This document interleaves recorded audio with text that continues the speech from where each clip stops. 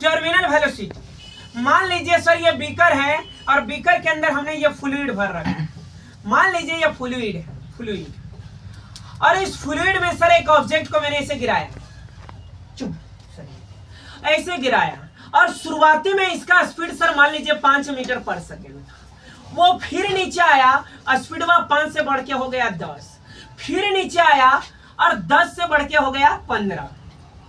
अब फिर जब वो नीचे आया तो बढ़ के हो गया 20 मीटर पर सेकेंड, फिर जब वो नीचे आया तो बढ़ के हो गया 20 मीटर पर सेकेंड, और फिर आया तो हो गया बढ़ के 20 मीटर पर सेकेंड। आता है हमको सुनो, अरे मतलब बतिया ये है ना, सुनना, कि किसी भी ऑब्जेक्ट को अगर फ्लूइड में डाला जाता है, बात को सुनो, किसी भी ऑब्जेक्ट को अगर फ्लूइड में गिराते हैं या उसको हम लोग सर डालते हैं तो एक लिमिट तक उसका स्पीड बढ़ता है, नीचे आने में एक लिमिट तक स्पीड बढ़ता है, और एक समय वो कांस्टेंट वेलोसिटी या मैक्सिमम वेलोसिटी से वो नीचे आने लगता है। बात को समझ, शुरुआती के समय 5, बाद में 10, बाद में 15, लेकिन सर यहां से मैंने ये पाया कि वो एक मैक्सिमम स्पीड से नीचे जा रहा है। सर मैक्सिमम कैसे कह सकते हैं, क्योंकि 20 के बाद 25 नहीं था, बल्कि 15 के बाद वो बढ़ के ज्यादा कितना हो गया 20।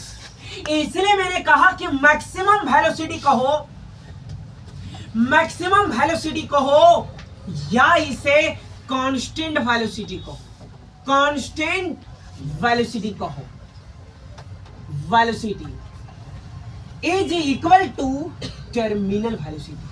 सर ऐसा वेलोसिटी जो कांस्टेंट वेलोसिटी या मैक्सिमम वेलोसिटी से नीचे गिर रहा हो, उस वेलोसिटी को हम लोग टर्मिनल वेलोसिटी कहेंगे। दोबारा सुनिए सर, टर्मिनल वेलोसिटी क्या है?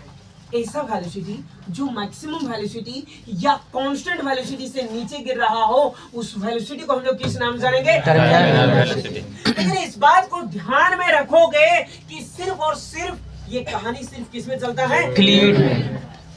विदाउट फ्लूइड, विदाउट फ्लूइड अंत तक स्पीड उसका बढ़ता रहता है, अंत तक स्पीड उसका बढ़ता रहता है। इस बात को याद रखोगे।